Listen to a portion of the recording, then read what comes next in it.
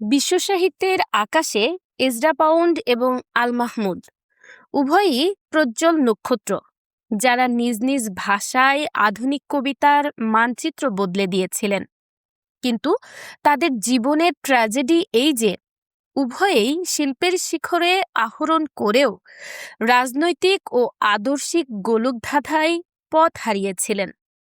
পাউন্ডের ফ্যাসিবাদ সমর্থন এবং আল মাহমুদের শেষ বয়সের স্বাধীনতা বিরোধী রাজনৈতিক শক্তির সাথে সখ্যতা তাদের ব্যক্তিজীবনকে বিতর্কিত করলেও সাহিত্যের ইতিহাসে তাদের অবস্থানকে এক জটিল সমীকরণের সামনে দাঁড় করিয়ে দিয়েছে।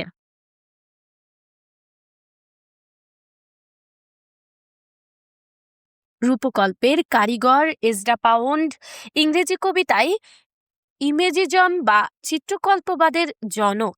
তার দ্য কন্টোস যেমন এক বিশাল ক্যানভাস, তেমনি আল মাহমুদের সোনালী কাবিন বাংলা কবিতার এক অমর মহাকাব্যিক সৃষ্টি।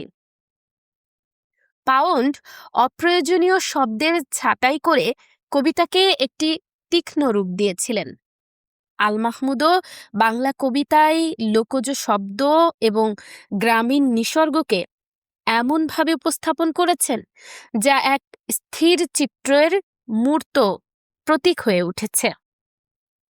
পাউন্ড ধ্রুপদী সাহিত্যকে আধুনিকতায় রূপান্তর করেছেন। অন্যদিকে আল মাহমুদ বাংলা কবিতাকে রবীন্দ্র পরবর্তী নাগরিক জড়তা থেকে মুক্ত করে মাটির ঘ্রাণে ও লোকজ ঐতিহ্যে সিক্ত করেছেন।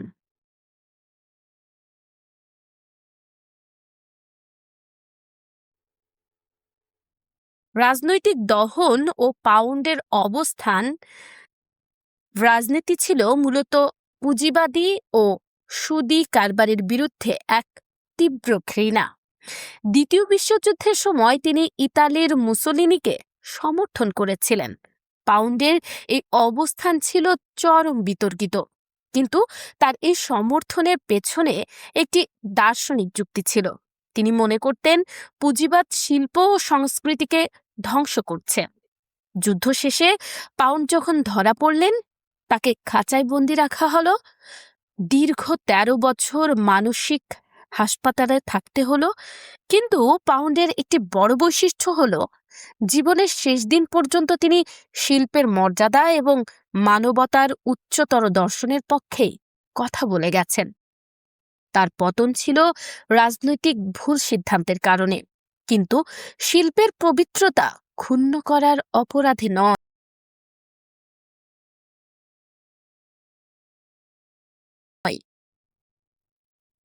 আল মাহমুদের জীবনের প্রেক্ষাপট পাউন্ডের চেয়েও অনেক বেশি জটিল এবং বিতর্কিত। তিনি ছিলেন একজন মুক্তিযোদ্ধা, যার কলম একসময় শোষণের বিরুদ্ধে গর্জে উঠেছিল, কিন্তু ৭০-এর দশকের পর থেকে তার মধ্যে যে আমূল পরিবর্তন আসে তা অনেককেই ব্যথিত করেছে।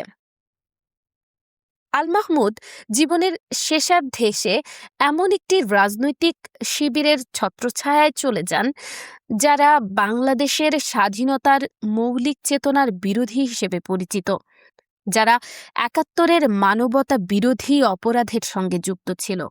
তাদের সাথে তার সখ্যতা এবং তাদের রাজনৈতিক মঞ্চে তার অবস্থান তাকে বুদ্ধিবৃত্তিক সমাজ থেকে বিচ্ছিন্ন করে দেয়।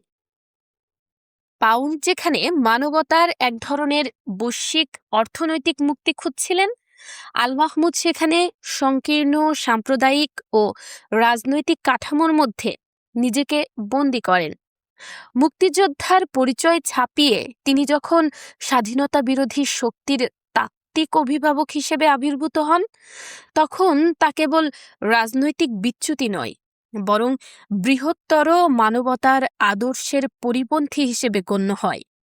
এই অবস্থানে যাওয়ার ফলে তার কবিতার সেই চিরন্তন আবেদন অনেক ক্ষেত্রেই নির্দিষ্ট রাজনৈতিক বলয়ের মধ্যে সীমাবদ্ধ হয়ে পড়ে।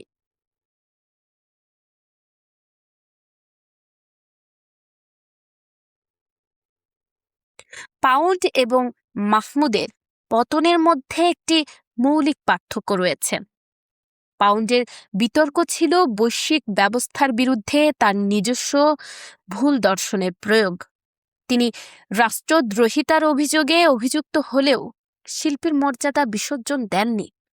কিন্তু আল মাহমুদের ক্ষেত্রে অভিযোগটি আরও গভীর।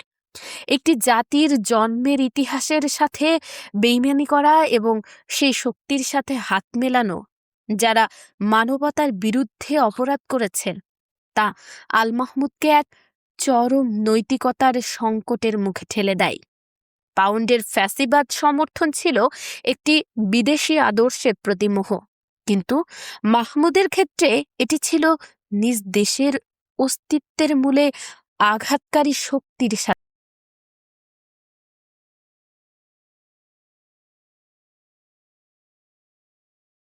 কবিতার বিচারে আল মাহমুদ আধুনিক বাংলা সাহিত্যের অন্যতম শ্রেষ্ঠ রূপকার।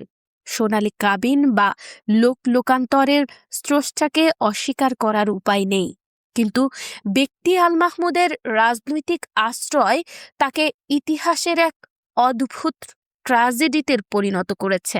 তিনি একদিকে যেমন লোকজ বাংলার অমর কবি, অন্যদিকে তিনি সেই রাজনৈতিক চেতনার ধারক যা বাংলাদেশের মৌলিক আদর্শের সাথে সাংঘর্ষিক।